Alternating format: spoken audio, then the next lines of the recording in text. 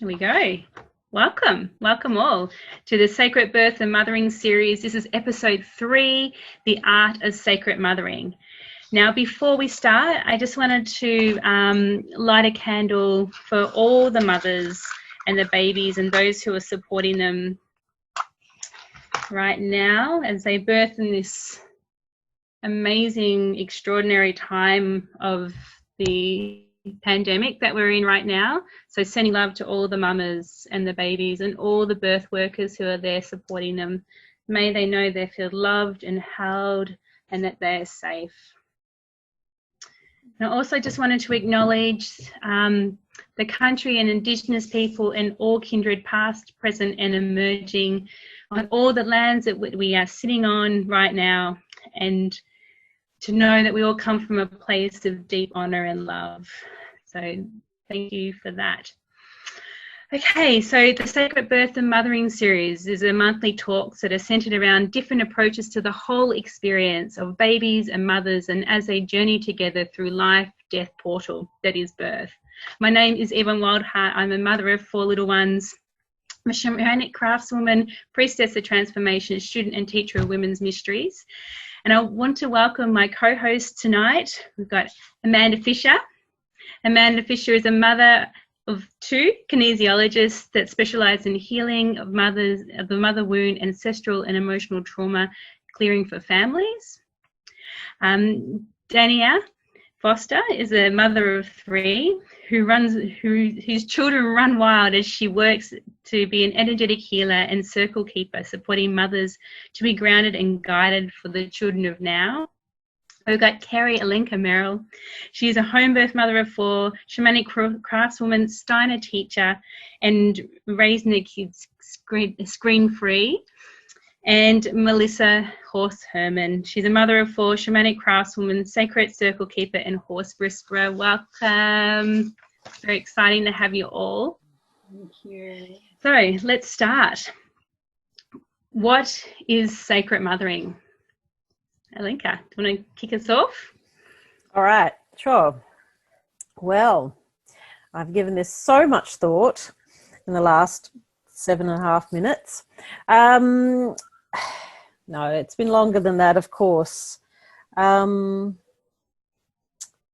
is sacred mothering?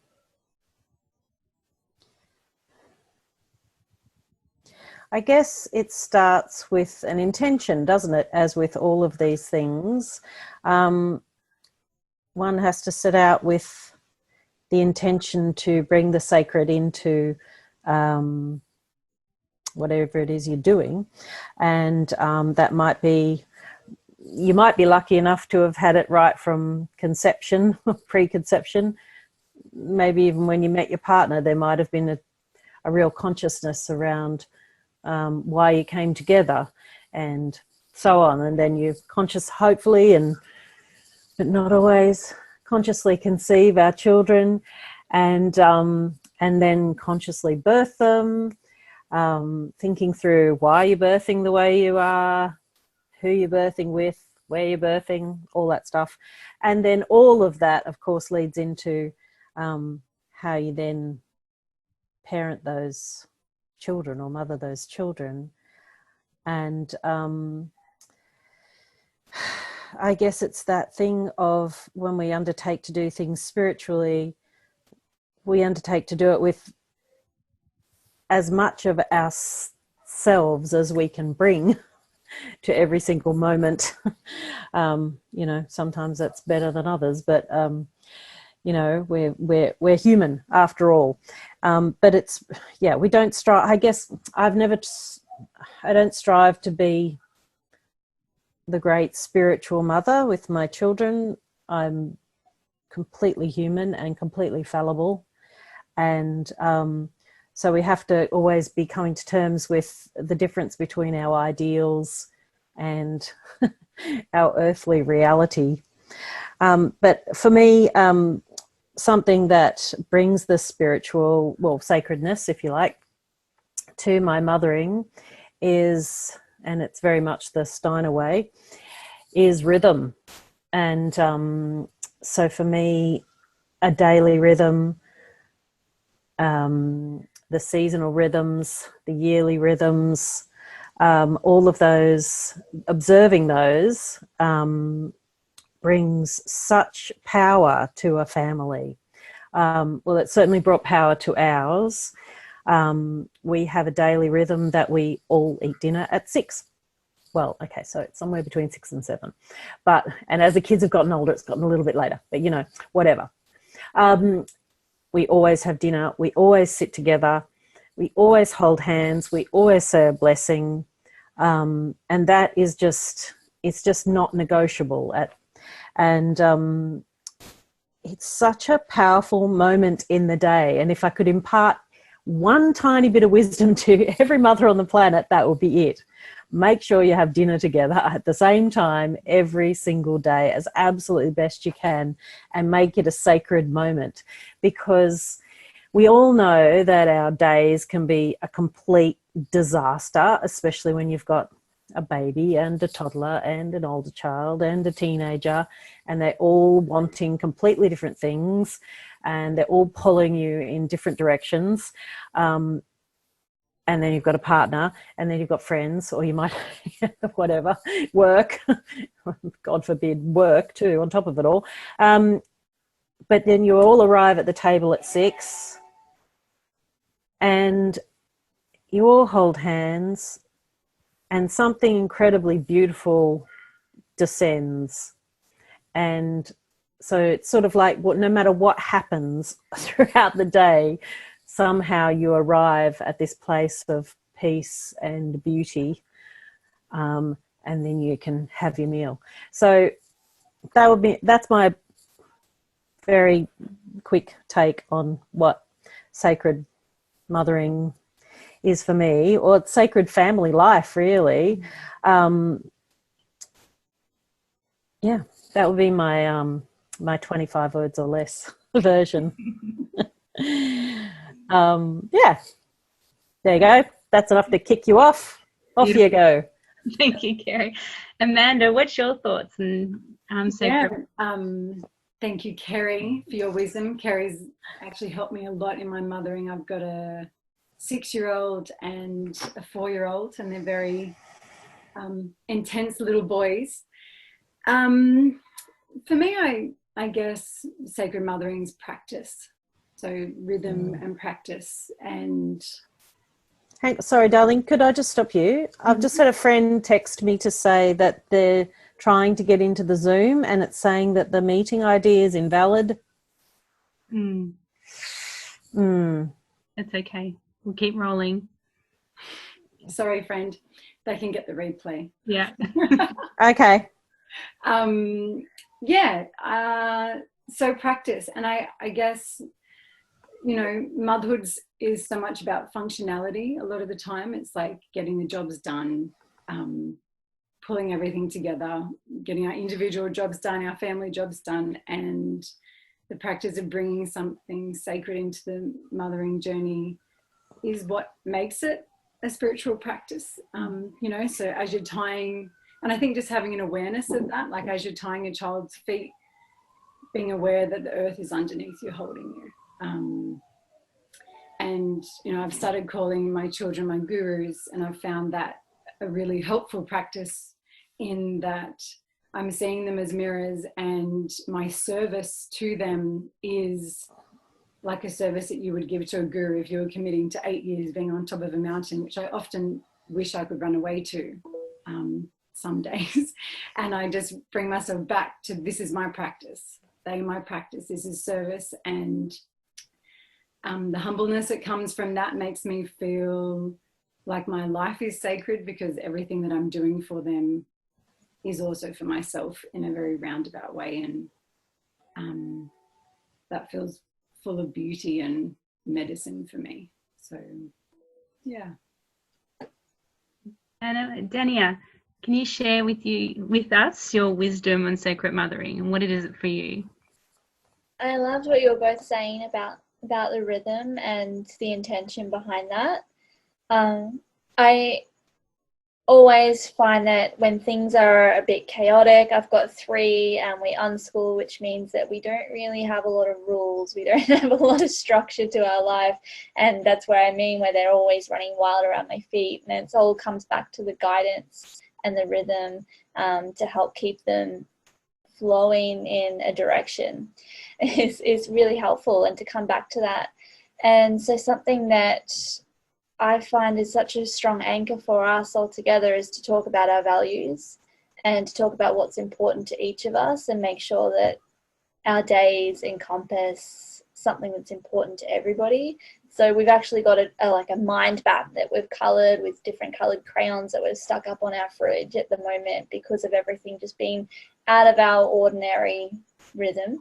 And this is really helping us to be able to take what's important to each of us and get them done. So one of my children said it's really important for her that she wants to play babies together. She likes to play that imaginative games, and for us to be able to put that up on our mind map on the fridge and say this is our value, and this is reminding us to come back to this is what's important to her and makes her feel connected to us. And then there's other things that are on there, like doing baking and cooking from scratch. They're values to us as a family. Then there's values on there, like for me, is I need to have time to write content for my business. I need to have time to keep the house clean. Like, we need to be able to value a clean house. And to have these all up there together, it shows us that we've got to work together to be able to meet everybody's needs, because having everybody's needs met is really important to show everybody that they're valued and they're important. So we like to base our rhythm off of our values and keep it aligned to that. And I think that's what keeps Sacred Mothering is really intentional, is because it just keeps you cycling back or circling back into your intention of like, what am I here for and what's important to us. Something that you were saying as well, Alenka, was about how whether you are consciously in this role of sacred mothering from the beginning, or whether you sort of get thrown into it along the way. And I believe that I was thrown into it along the way. And something that comes up for me when I've been thinking about what does this mean to me, what is sacred mothering, is it's about having the courage to trust your instincts and to really follow through with that instinctual drive of mothering as well, and to just keep standing up for that. And that was probably linked to one of your other questions that you had, Evonne, and just to keep on having the courage to follow your heart with that, I think is really important. Thank you. Thank you. Melissa, can you share your view on sacred mothering? Yes. My children are my teachers. And they're a bit older now, my kids. So I've got a 12-year-old, 2 15-year-olds and an 18-year-old. So it's always changing, and they're older now. So when I reflect back on when they were little, the foundations for me and with what they taught me is emotional intelligence. So to be present to what's happening and not what I think should be happening, and actually connecting with them and what they're needing, emotional intelligence. So that's been a massive theme in my family, and I've stumbled along the way for many years and watched my kids as they tried to, my internet connection's unstable. Can you all still hear me? Yeah? Yeah, awesome. Okay, I just got a thing saying it was unstable. So when they're little, starting from when they were young, the emotional intelligence, deep listening, reflecting back. And sometimes I would think, oh my gosh, they're too young for this, because, you know, when they're under the age of 7, they're mostly in their emotional body until the logic kicks in. But because my kids are older now, I've actually shown me that all that foundational work that was put in has paid off, so to speak. So yeah, sure, we all still drop into like a little bit of blame and whatever, but like, because we're human, but ultimately there's quite a deep sense of emotional intelligence that, like, yes, it works. So I'm very grateful to my children took me there, because I didn't want to offer them what I was offered growing up. I wanted to, in a sense, rewrite the ancestry or the red thread. What came through to me is not necessarily what I wanted to offer to my children. So I take mothering is very serious. Like, they've been my divine commitment, like a sacred contract in a way. Yeah, so I think that's enough for now. Yeah. Thank you. I can hear you all in my version of what sacred mothering is. I also stumbled into it, and I felt that I really didn't clue into the whole concept of mothering as a sacred thing until way past, you know, my first baby into my second and possibly even my third. For me, it's viewing it as mothering as a spiritual practice, and how, you know, when we connect to the earth and, you know, into her cycles, into the rhythms of the day, and bring it into our family home, and then we can, you know, it feels like, you know, the cycle of that whole birth, growth, you know, death, decay, you know, the harvest, that growth is allowing also the underworld journey in mothering, which has been such a big part of my journey, and to honoring those aspects, and, you know, not just the sweet stuff, and which is great, and looking for that as well, you know, looking for the beauty moments, but also, you know, when the kids are, you know, having a hard day, or that, you know, where I'm having a hard day, or that, you know, there's tantrums and all hell breaking loose, is actually viewing it as a mirror, or something to really lean into, is to see, okay, so, you know, what is needed here? You know, I need to be an anchor here for the children to be able to express those, you know, sometimes the darker emotions as well as the joy as well. So it's, you know, that being that anchor for that allowing, which is something that, you know, I know myself and the kids' dad never really had. So it feels like that changing the ancestral stories, and, you know, and viewing mothering as sacred, because, you know, from what I can gather and what my experience of mothering is in our culture, is that it's not honoured as a sacred act. So it's, you know, really rewiring, you know, seeing mothering as something that is to be honoured, and which has been a big part of my journey, because I haven't, you know, in the past not honoured the journey, and I'm always wanting to be somewhere else, you know, to be valid. I think, you know, as people, as women, that, you know, the patriarchal culture would say that, you know, we need to be producing monetary wise and having a career and things like that is more honoured than raising children. And so I found like it's been a real battle for me to have those, you know, and I can still feel myself grappling with that at times. So it's you know, it's an ongoing learning process that I feel like the kids and I have joined together to work through. So it's, yeah, that's sort of my version of sacred mothering. I'm just going to throw Judy and Josie in. Do either of you have anything to say on the art of sacred mothering? Gosh, possibly not that in particular, but in listening to everything you're saying, and I'm reflecting on the mothering of my children. My boys are now 18 and 20. And that's a lot of years to reflect on. Probably one thing that comes first to mind is, I think with the eldest one, baby led all the way. And that I feel like all the way I've been just following his lead, pretty much from the moment he was born, you know. And I followed his lead with he got to the next phase before I was quite ready for it, almost.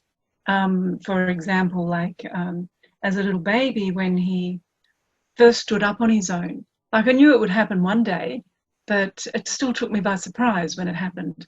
And I remember it clearly. He pulled himself up in his cot, and we both saw each other from a different perspective and sort of got alarmed. And he plopped on his bottom, and I kind of went back, and it was gorgeous and hilarious.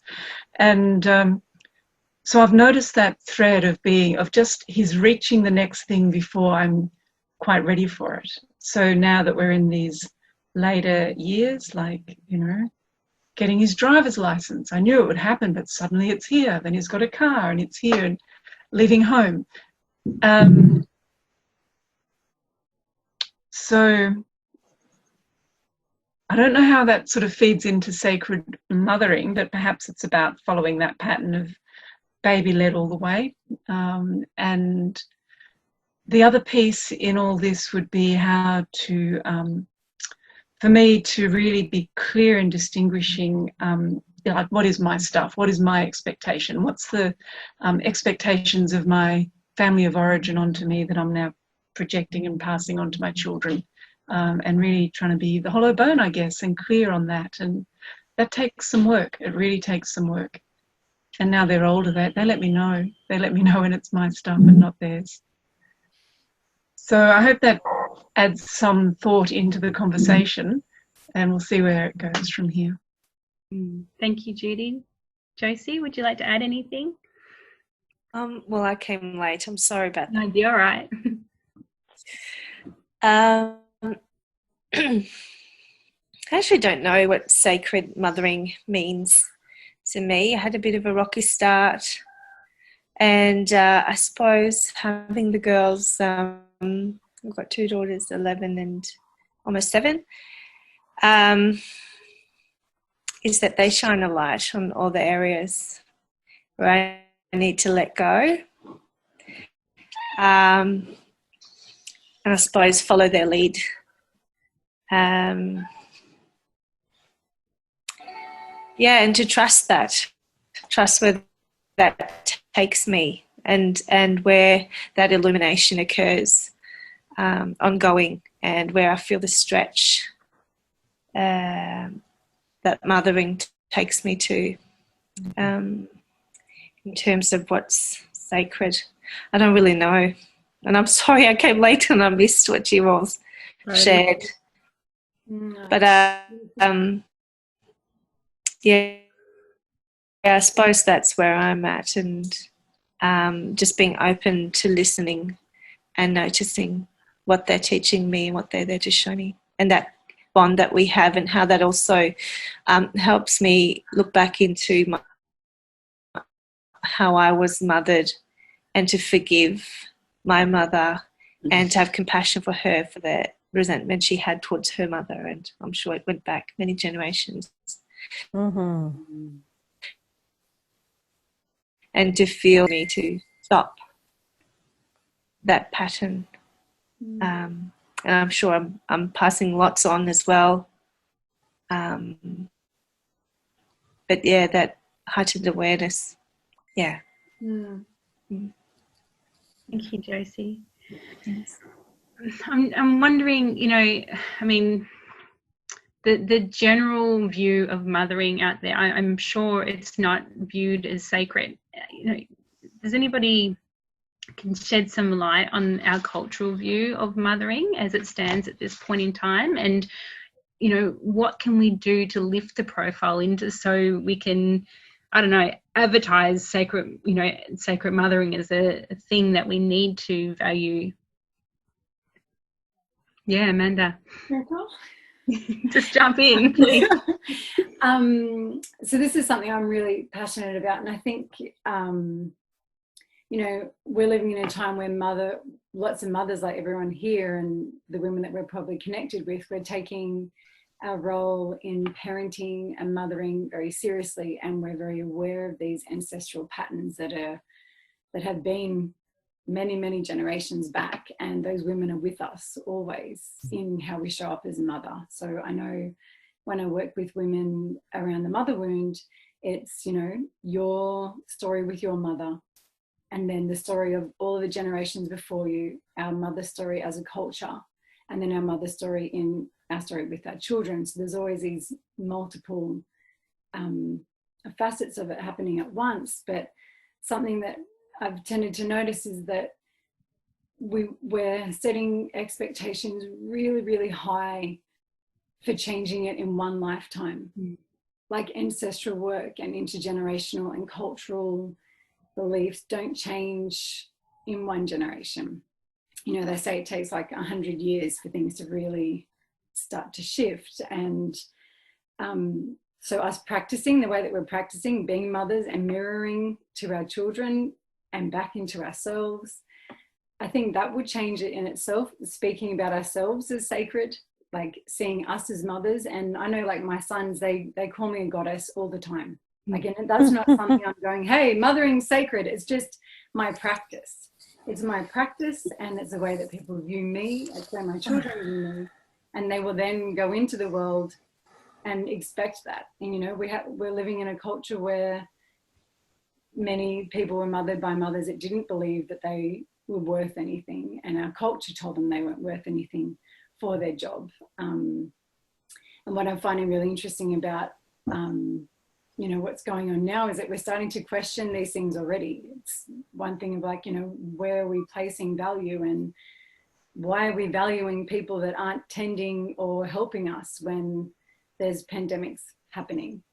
So I think the culture seems to be shifting naturally on its own, but we are taking it with us. Yeah, and you know, my mothering process was entirely conscious as much as it could from conception, a year before conception with both my boys. And I think, you know, that's going to have big flow-on effects. And I still yell at them the way that my parents yell at me at times, and I berate myself. Then I'm like, hang on, I'm one woman clearing a lot of stuff, and I just give my, you know, I think I honor myself for that, and the honoring that I'm giving, I'm hoping filters out into culture. I like what you said about, you know, to lift a profile, I guess, that's been shunned for, I don't know, however long the patriarchal culture has been with us. You know, we can't, you know, heal it all in one generation, you know, and that there is still work to do beyond this. But I think honouring ourselves as sacred to begin with, it feels like a good step in the right direction to, you know, to being the mothers that we want to see in the world. Yeah. I think just to add to that as well is something that I talk to women about that I'm working through this type of ancestral things. They're working through their mother wound, like what you were saying, Amanda, and the women that I'm working with, they do have this high expectation on themselves, and I know that I've had that on myself as well, is to be that perfect mother and to try and do everything right, to get everything right, and then be, you know, having those negative talks to yourself when you don't. And that's that thing that keeps you up at the end of the day, thinking, I did this and I did this and I should have done this better and I should have been there when this happened, and have all of those talks that go on. But something that I've keep circling back to is that there's always going to be something that our children have to work through when they're older. They're always going to be, you know, having to go through and heal their own inner child stuff. And there's always going to be something, even if we try and get everything right, there's always going to be something. But what we can be able to work through and what we can take responsibility for in this sacred mothering role is what we become aware of.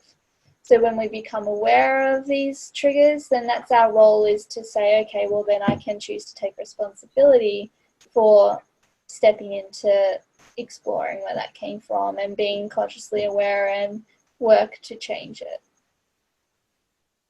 So that's just my take on that sort of viewpoint on that, Amanda. Yeah, absolutely. I think, you know, that's a part of the initiation process of allowing our maiden to die, I guess. Well, my experience, to let her die and to really step into that.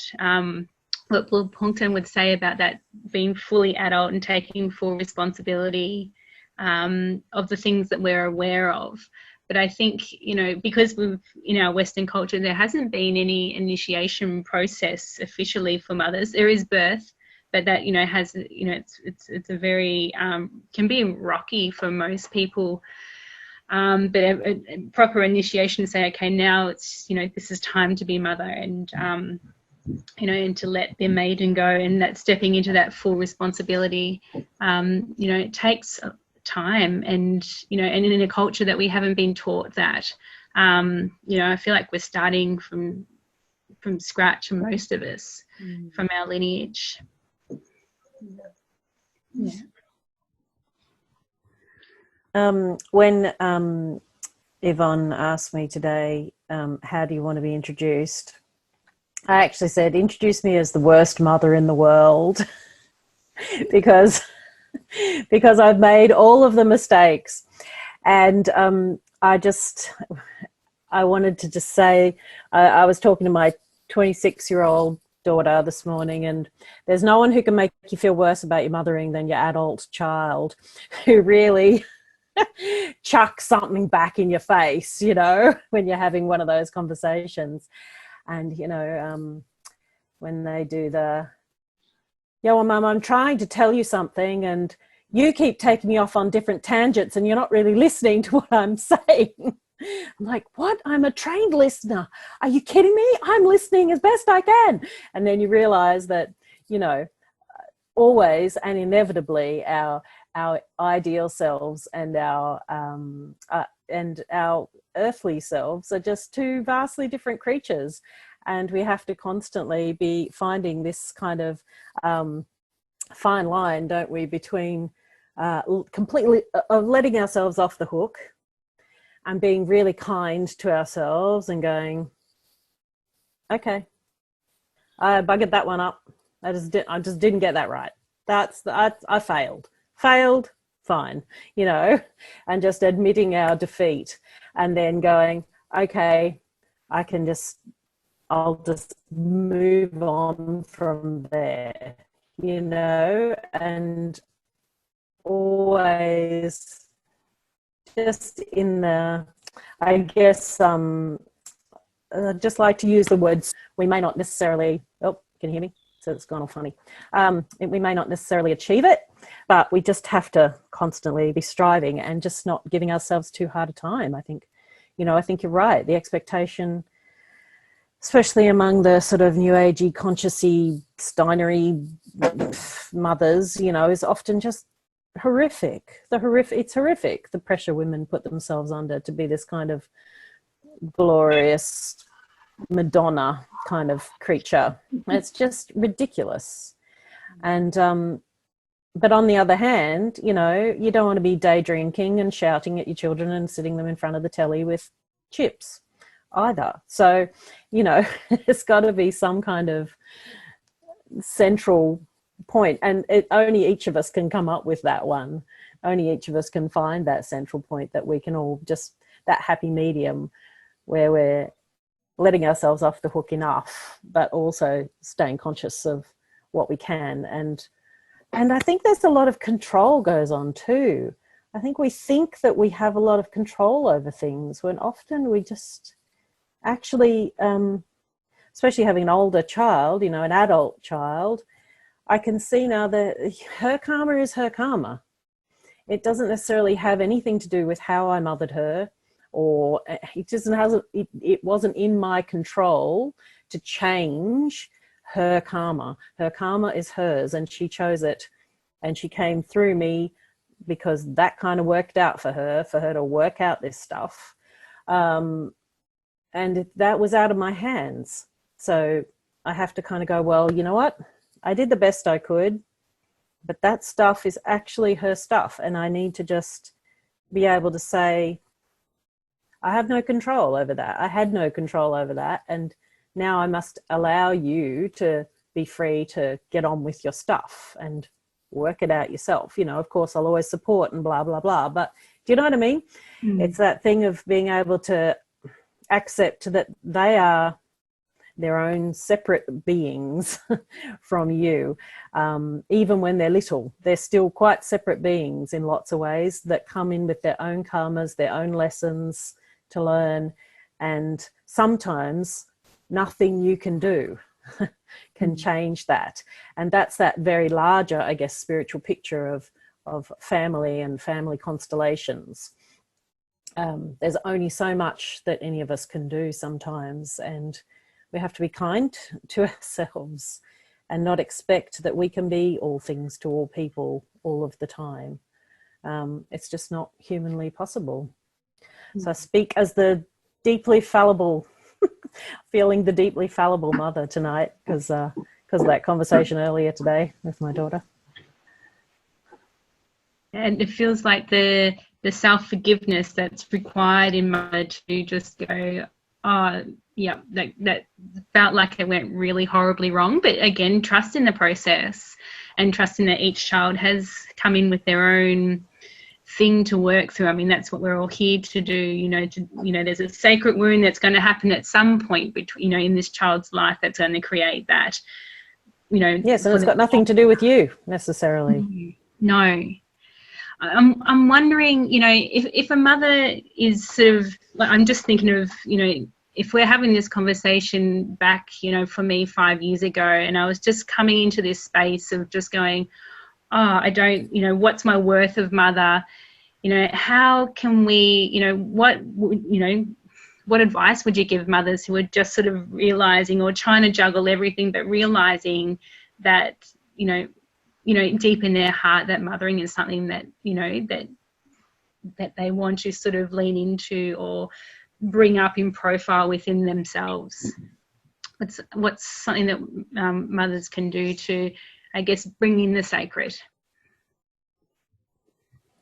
I mean, we spoke about rhythms and cycles. Is there other things that, they can do? I guess for me, my own personal spiritual practice is, flows and wanes, but, lighting an incense, a stick of incense, essential oils, a candle, something to bring something bigger than self in. Used to like, dancing, gardening, all of those, the things that I would do with myself, for myself.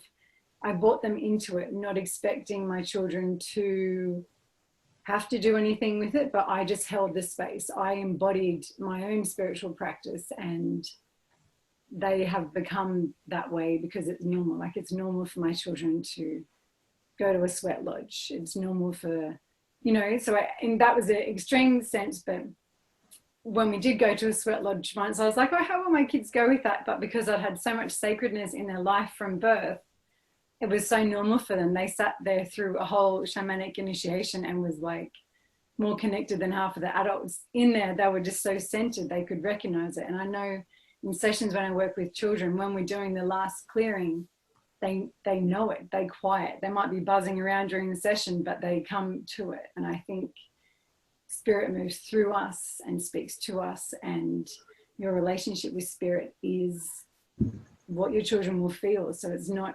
your practice can be so small or it could be nothing at all, but if you're embodying it and you have that relationship, then it's just going to happen.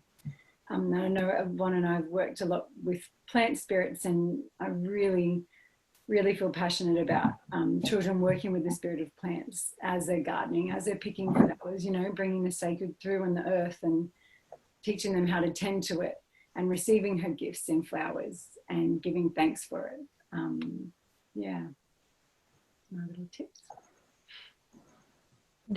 I feel also, as adults, we can get so caught up in our busy lives, and I feel that a good practice is to sort of stop and to ground into what the child is seeing, even if it's just for a fleeting moment, to put in that childlike eyes and that childlike mind, and just to survey the landscape feels like a really good practice to do. And then you start to see, you know, I'm just looking at my sons who just adore the flowers, you know, they're just looking at the sunflowers, for example, and it's like, oh wow, you know, taking those little snapshot moments to allowing yourself to really drop into what they're seeing as well, because they are, you know, as Amanda said, you know, they know this, you know, they are the sacred beings, you know, they're so close to spirit than any of us adults. They see beauty and magic everywhere, you know, like they're seeing it all the time. So they lead us in so many ways. It's such a gift. Yeah, so I feel like that child-led, you know, as Judy was saying, and that child-led, you know, view of just going, oh, so wow, this is what you see, and you know, they see the fairies and they see all the sacredness and this, you know, the spiritual beings that are around us that we don't actually see. And so I feel like that's an important practice to drop into that and to see, and the cycles and rhythms, which we spoke about a lot as well.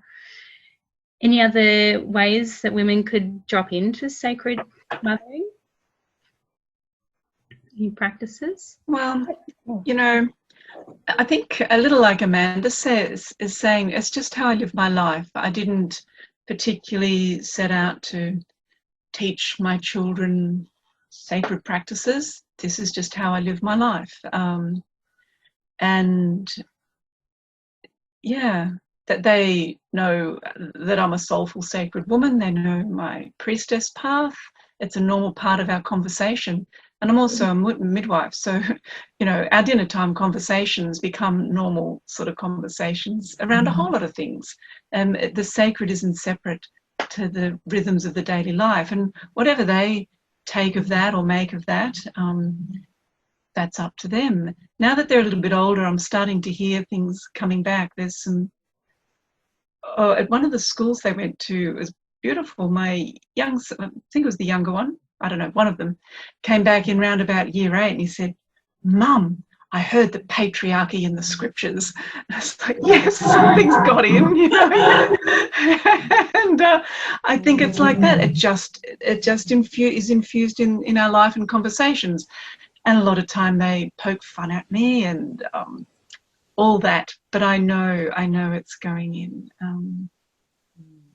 The other part that it's slightly different to this, but I'm also just thinking, and you asked earlier, Evonne, about our culture at large. It feels like a real privilege to be sitting here talking about sacred mothering when the lived experience of so many women, probably the majority of women, that mothering is a tough, hard gig in an unsupported environment with high expectations culturally, and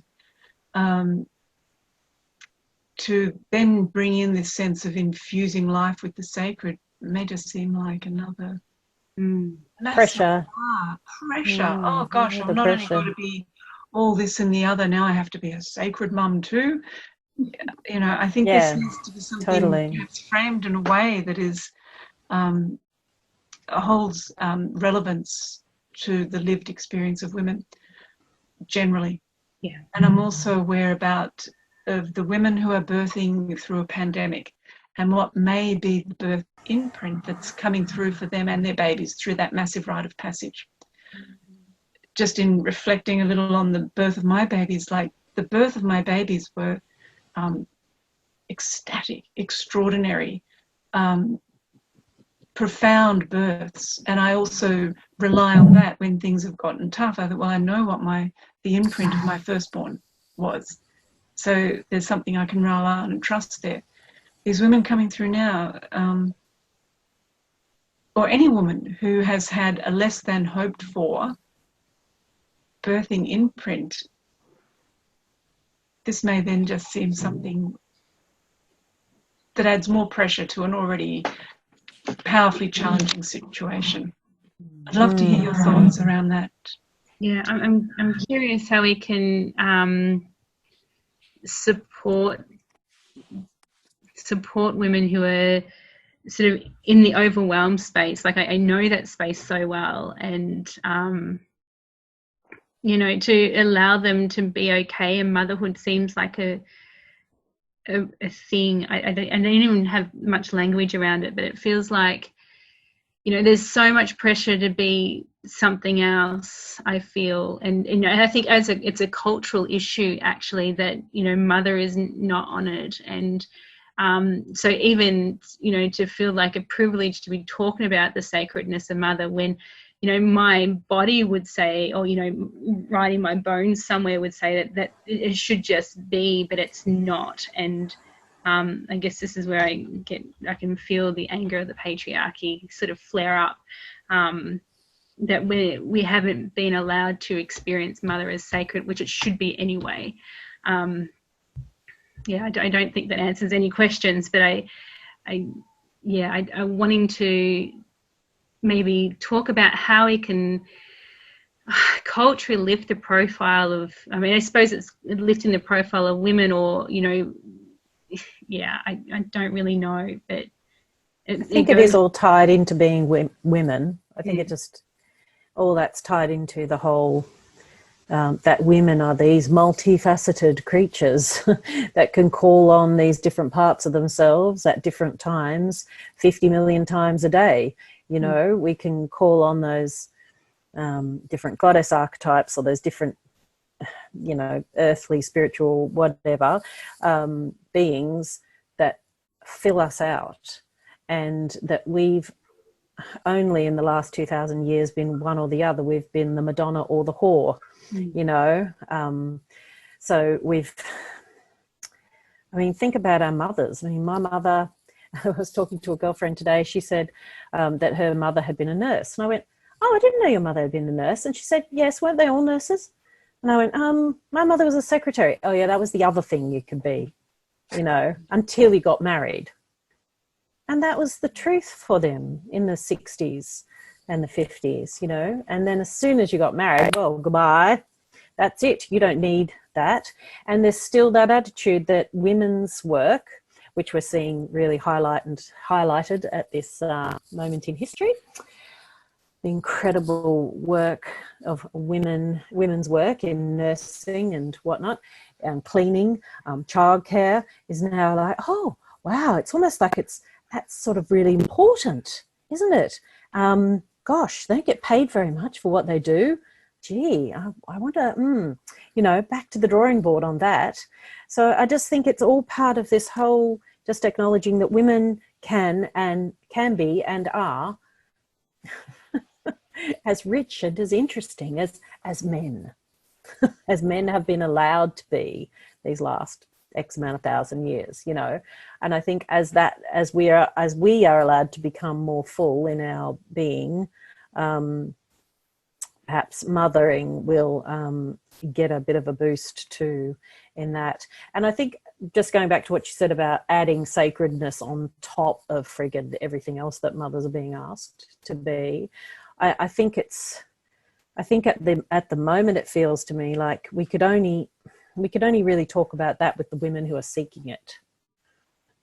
You can't kind of go out there and go, now, are you all being sacred too, as well as, all the other things you're supposed to be? I think it's definitely just time to gently ease that into the picture of what mothering is. You're talking about, you called it the sacred art, or no, you called it the art of sacred mothering, didn't you? Yeah. Yeah, I think and I think anybody who's attracted to that would definitely benefit from these kinds of roundtable conferences, and would feel really supported by it. But and the mothers you find in the Steiner School, or the mothers who are attracted to that kind of thinking. But yes, to go and say that this is something to be added on, it's like, kill me now, and just don't give me one more thing to think about, Yeah.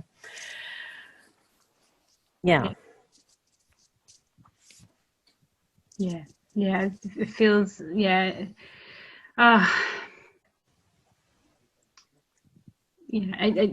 feels, that cultural influence that we have of the profile of mothers, that it should be just as, it shouldn't be just an art, it should be just is, but it's not. Adding something on top of it feels very overwhelming. But I don't know, I feel that to lift the cultural profile of mothers, you know, we need to do that. But but how do we, you know, and I think it just comes back to being, you know, the women that the world needs now. But it's big. It's such a big room, big times. On top of, you know, what's happening, everything's showing up. Of course it is. But yeah, it's such a fascinating thing to be living through right now. And I feel the, you know, the conflicts that are rising from that, and, you know, sacred mothering and how it should be just be, but it's not. And, you know, it's all the feels, you know, that we are at the moment, you know, in a patriarchal culture that is dying. But, you know, this is what's arising up, and this is, you know, this is a part of it. But I think even thinking about it, like, how do we bring something forward, even in its essence, is kind of a patriarchal way of thinking. You know, the feminine is about being, it's about receptivity. And I'm seeing changes everywhere. Like, I mean, I live in Byron Bay, so I see it in a daily way, but also online, like, money is spent a lot by women. And so businesses are seeing that, you know, so the change is happening where our value is now in a commodity way, which has its pros and cons. But and social media is giving women a voice, and there's mum blogs, and there's mum this, and, you know, I think it's really happening. And something that I've stopped doing is trying to make something other than what it is. You know, hold the intention and then let it go and say there's room for this too. I think something that has really held me in mothering is giving myself space for the grief but not holding on to it, and space for the anger and then not holding on to it, and doing my work in a daily way because I know that it's feeding into this greater thing. I know everything that I'm doing every day is feeding into that, and that's enough for me right now. I think you know, and that's definitely what yeah, you know, like, because that patriarchal beast is always wanting more and more, and we can even get to that in our mindset that I want to shift everything now. I want women to be valued and validated as much as they can now, and change doesn't happen like that. And I think the more that we want it, the more that we kind of create this friction of lack of it. Yeah, but there needs to be the people like you asking those questions and pioneering, you know, and the more that we kind of sink into our own medicine and our own place, and valuing our children's medicine and their place. Like, I really love that thread that we've had today of, you know, what we've had to work through individually ourselves as mothers, but then also witnessing that our child has their own karma and own story. That I even see in my 2-year-old, that he's my 4-year-old that he's worked through so much of that. And being a kinesiologist, I've been able to tap into the subconscious often. I've gone, actually, I'm so much less important than what I realized, you know, like, I am and I'm not. And we're living in a time where we've got to get out of this and that. We're in the this and time, and our children are teaching us this and. And I just think it's really exciting, and like, what a fucking privilege to be able to mother these children coming through. Like, they are just full of, and I think that's such a blessing of working with young children and seeing the, you know, these little beings, and I'm like, whoa, like, every session I have with kids now, I'm like, you are just a power, like, it is incredible. So that fear that I used to have, also, you know I'm doing the work, but they're bringing a whole lot of something that I cannot even understand. I've just gone on a tangent, but you get me. Like, we just have to get out of the way. We have to work through our own stuff so that we can get out of the way, and then just let them lead is my belief with that.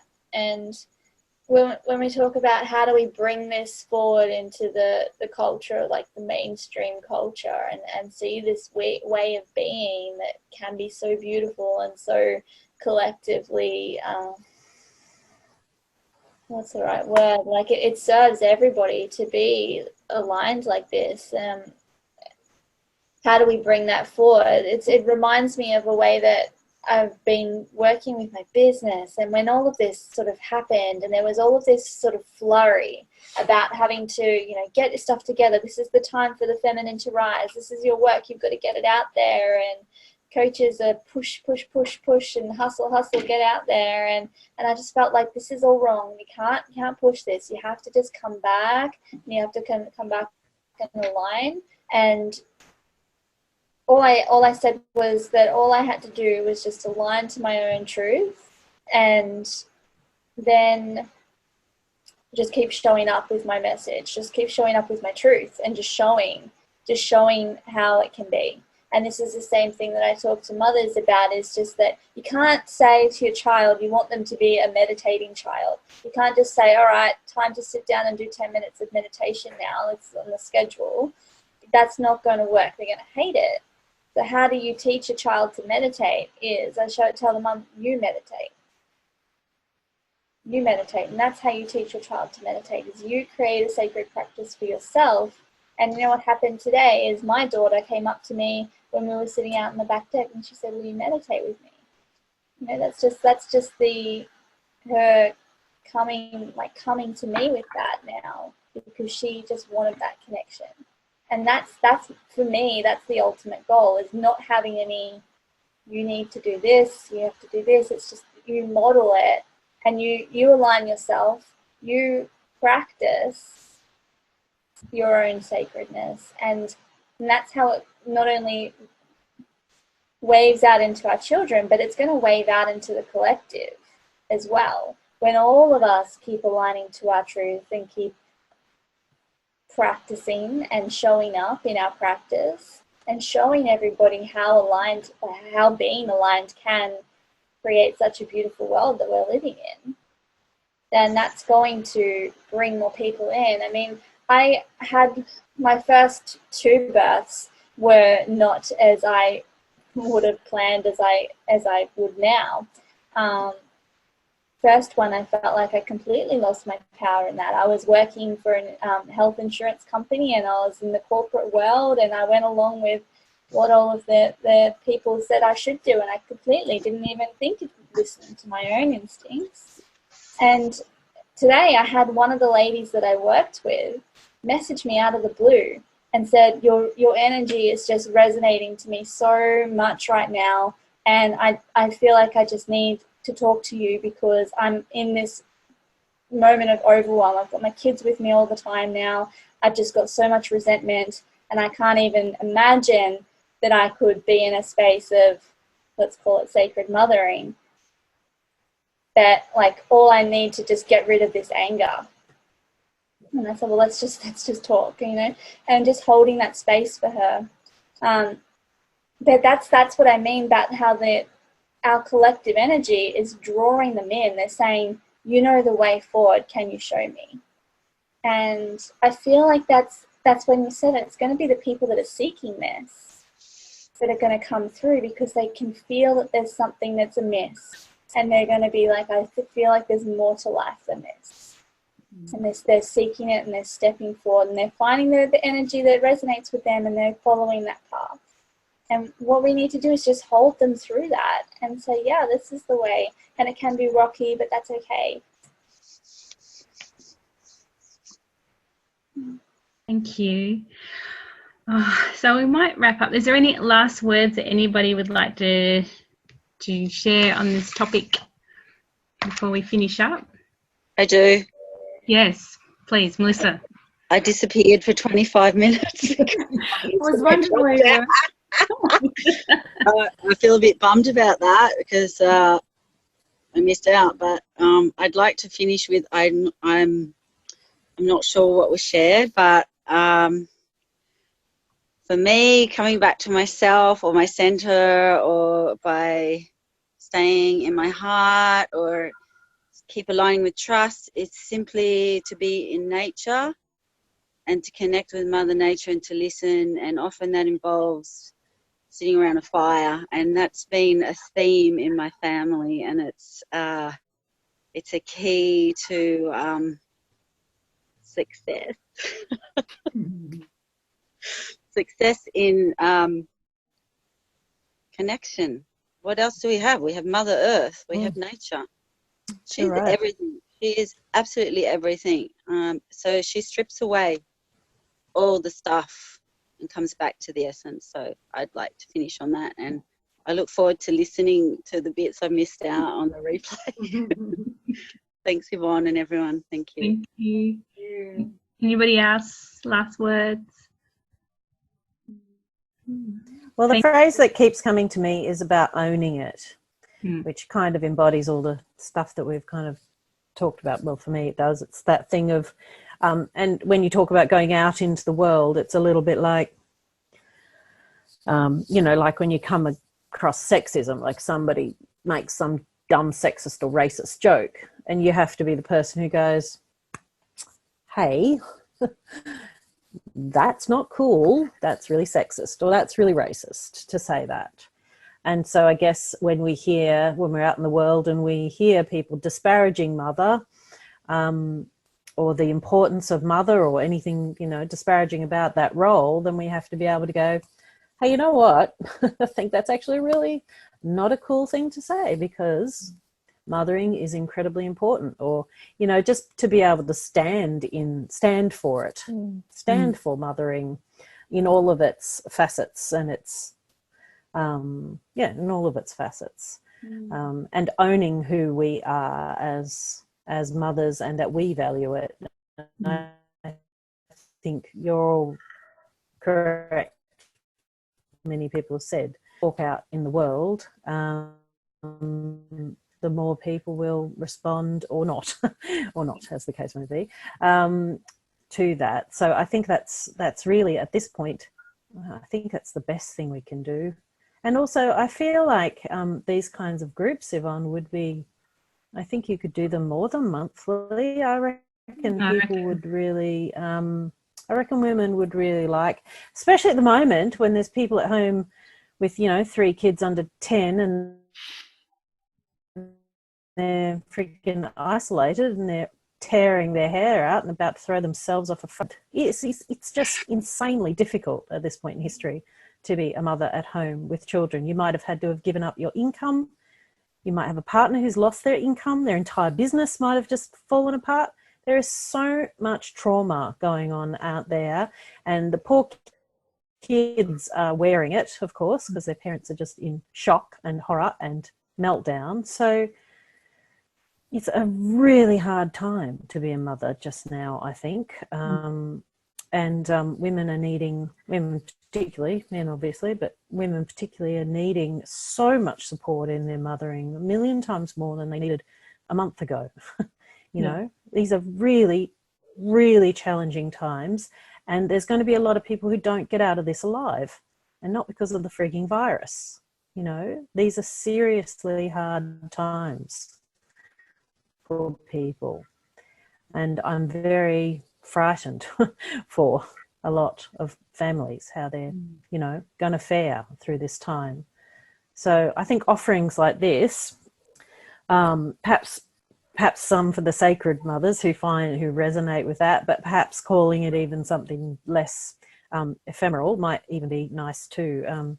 But just offering a place for women to meet and go, oh my God, I'm freaking out here, or just to be able to allow them to say the hard stuff, you know, I think is really, really important, because I think a lot of the time they do think, we still think we have to be perfect or something. And I can't bear it. I want people to be able to go, oh my God, I nearly, you know, throttle my child today, or I nearly whatever. You know, I want people to feel safe to be able to say that, because I think the more that we can say that, you know, the less we're likely to act it out. You know, we need to be able to share that with people and go, absolutely, perfectly reasonable response. So glad you didn't throttle them. Well done, you made it through another day. I think we are in day by day kind of time at the moment. Time is so weird. There's no Monday, Tuesday, Wednesday, Thursday, Friday, Saturday, Sunday anymore. It's just days going into days. And it's really, really, really, really challenging for people. So let's offer more of this, perhaps. Only hear that. I feel that community is such a big thing, and it's so big, and to hold, and I mean, there's always a big thing for mothers to be held by the community. I mean, that saying is, you know, children are, you know, we're meant to be raised by a village, not just one individual, and I think that's been a big part of my journey. So, you know, if you hear the call to start a community group within your community or online or whatever, you know, I fully support it, and I'm happy to offer myself to guide that. So community, and I feel like, you know, what the themes have been coming through tonight, you know, intention, and, you know, just coming back to the elements, and just watching those days, you know, the morning that, you know, feeling into that if we can, or, you know, just being outside feels like a really big deal to come back and to feel, I guess, to anchor ourselves back in, so we can be the anchor for those little ones who are growing up in this world of uncertainty. Thank you for all joining this beautiful discussion. I could sit here and keep talking, but I must go to bed. Thank you, Evonne. The 3 o'clock wake up. A little one in my bed. But Amanda, I just want to go around to each of you and just thank you, and just ask if there's anybody that's got anything coming up. Amanda, have you got anything coming up, or where can we find you? Yeah, you can find me at my website, amandajanefisher.com. Yeah, I've kind of I'm still seeing clients online, but yeah, you better find me through you, I'm sure. Thank you. Dania? Hey, yeah, you can find me at my website, daniafoster.com, or on Facebook page, Dania Foster Healing. I'm doing all my work online. I'm holding Circle tomorrow night, which is going to be a beautiful online circle. We're embodying the goddess Sif tomorrow for the harvest, which is really exciting. And yeah, that's what I've got going at the moment. Alenka, have you got anything coming up? Where can we find you? What are you doing? I'm getting through every day. That is what I'm doing at the moment. I'm full-time caring for my 18-year-old disabled son and my 2 younger children, and my emotional support on the phone for my 26-year-old daughter, and my husband's just had surgery. So, you know, my plate's pretty fucking full, quite frankly. But I would love to do more of this, and it's so much fun. Yeah, I might think about, I mean, I've run Zoom groups before, so yeah, it's just making the space. But it's nice when somebody else does it. Thank you, Evonne. No worries at all. Melissa? You can find me on country around a fire. Come join me. Don't get arrested on the way. What? Oh, I said don't get arrested on the way. yeah, no, just astral travel. Just come through the dreaming with your drum. Yeah. And Judy, just quickly, you're a big part of the Mama Toto's Birthing in Crisis movement at the moment. Yes, so even just today, full moon, Jessie Johnson Cash and myself launched birthkeeper support circles online, and we're holding a series of, in the first instance, weekly for this, weekly for 4 weeks, free online support circles for birthkeepers, midwives, student midwives, doulas, birth workers, anyone who works with women in birth. And something will grow from that, really feeling that today, the circle today was very much the seed place for what's to come with birthkeeper support circles. And I also hold many gatherings and workshops for women, and am just about to launch Moon Circle for Soulful Women that will start in the new moon, this coming new moon. And I can be found on Artemis Rising, is on my Facebook page. I don't have a website. Okay. I can just be found. You can just find me. But very much looking forward to Moon Circle for Soulful Women coming up really soon. So wonderful. I'll put all the links in the show notes when I put it on YouTube, so we can all find everybody. That's it. Thank you. Thank you. Wonderful. Thank you.